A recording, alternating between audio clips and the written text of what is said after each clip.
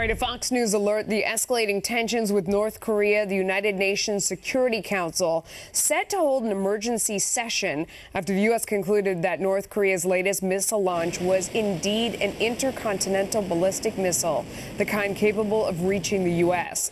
Secretary of State Rex Tillerson calling it a new escalation of the threat to the homeland. We are following these developments closely. We're going to keep you up to date on the latest. Texas Attorney General Ken Paxton throwing down the gauntlet and possibly forcing President Trump's hand on immigration. Paxton sending a letter to Attorney General Jeff Sessions, joined by Republican officials in 9 other states. They're giving the administration until September 5th to end the so-called DACA program, which offers protection from deportation for illegal immigrants brought to the United States as children. Paxton writing, quote, "The executive branch does not have the unilateral power to confer lawful presence and work authorization on unlawful present aliens simply because the executive chooses not to remove them." But critics say Paxton is attacking young immigrants for no reason. Democratic State Senator Sylvia Garcia issuing a statement reading in part, quote, "There is no justification to end the DACA policy except to perpetuate fear and hatred towards all immigrants. Without DACA, these students would be forced back into the shadows with no employment authorization, no access to identification, and it would undermine the Texas investment in their education." You know, we're talking about this during the commercial break. This is such a hot button issue. You can't not talk about it when it comes up.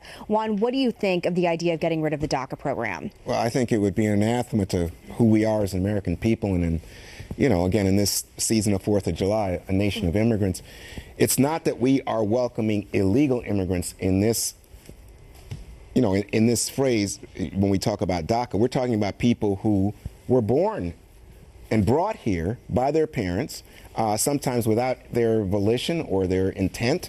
And so these are people who've grown up as Americans. They know America. Oftentimes, ironically, they speak English. They may not speak even Spanish.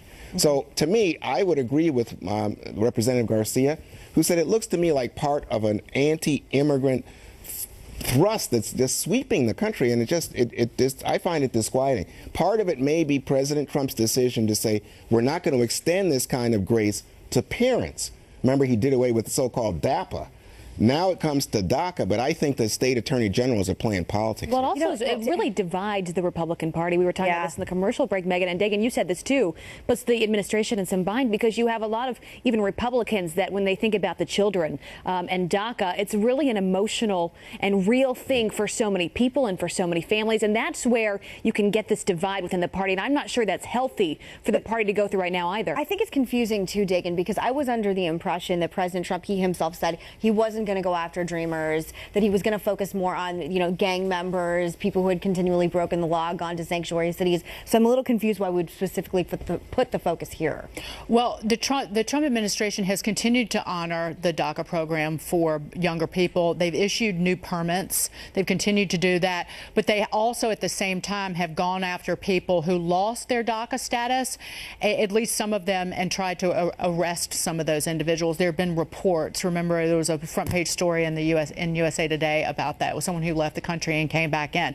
But the issue is the program for parents, and that's the legal hole that Ken Paxton sees in these other states, because, see, that was never put into place. That was President Obama's idea to keep those parents here. That was never put into place and was held up. And it is an issue in many of these border states with children, because the public school systems are required under law, under an early 80s decision from the Supreme Court, to educate all illegal immigrant children in this country, rightfully or wrongly, but it is a huge financial burden on these communities. Because they don't speak English and they have to reteach them English, yes. It's that, and it's just the influx of these individuals that we saw when President Obama was in office. I agree with Juan in the sense that I do think that this is politics and it's a political trap, because we have heard President Trump say again and again that he's going to continue this program, that he doesn't want kids who are brought here against their will. For somebody to be pushing him in the other direction is trying to force him into territory that causes trouble, makes him uncomfortable. It's a trap.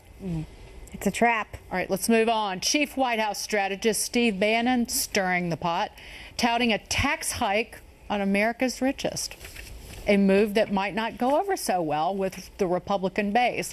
A member of the Trump administration telling Fox News that Bannon wants the top tax bracket to have a, quote, 4 in front of it, to help the middle class. The top bracket currently stands at 39.6%.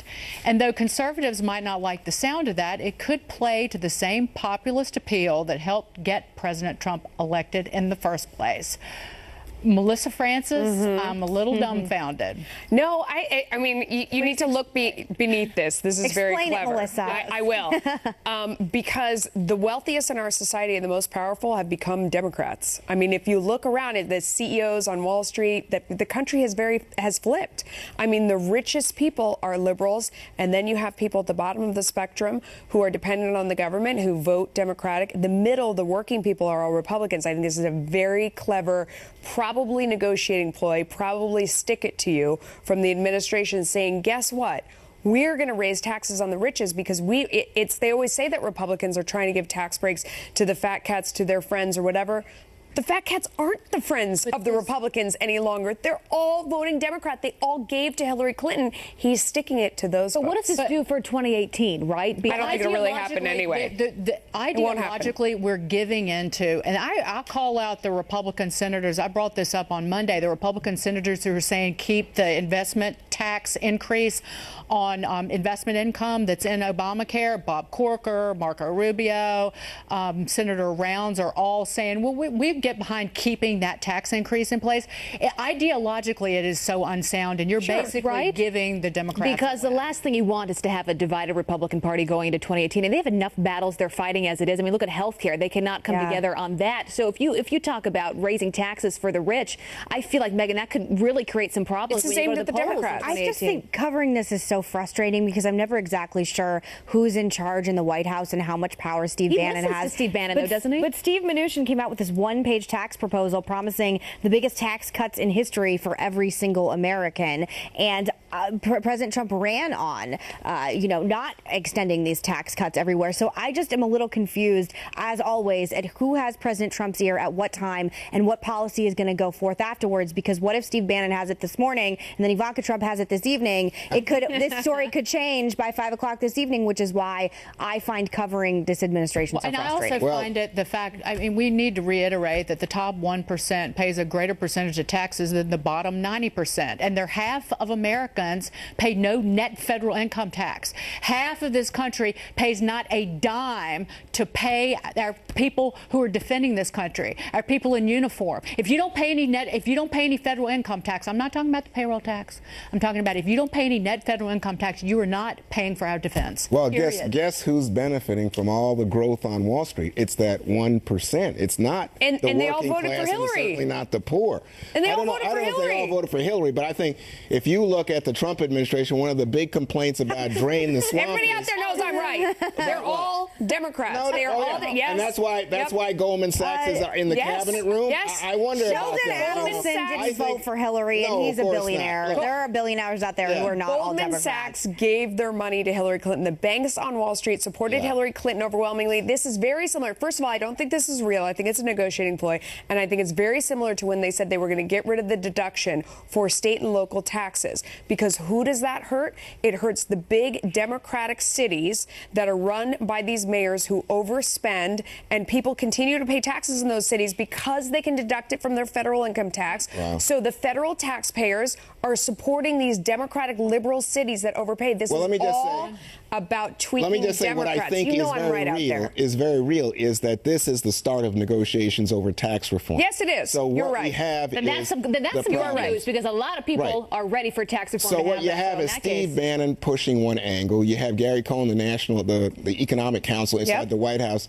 similarly pushing against sanctions and the like and like. And this is a move that I think will signal to the Senate, as you begin to talk about tax reform, it doesn't have to be locked into, Trump and the Republicans are benefiting the rich. No, here it is saying we're all about the working man. But they're gonna go full Bernie Sanders in the meantime. It's so confusing to cover this. I'm sorry, but this is rhetoric straight out of Elizabeth Warren. If you're advocating for a tax increase and you are currently called a Republican or conservative, I've got a few other choice names you might ought to be called. Okay. Amen. Which I will not share with you. Nearly 24 House Democrats are lining up behind a bill that could force President Trump out of office one day. Why one fellow Dem, a high-profile liberal, is warning them that would be a bad move for the party and the country.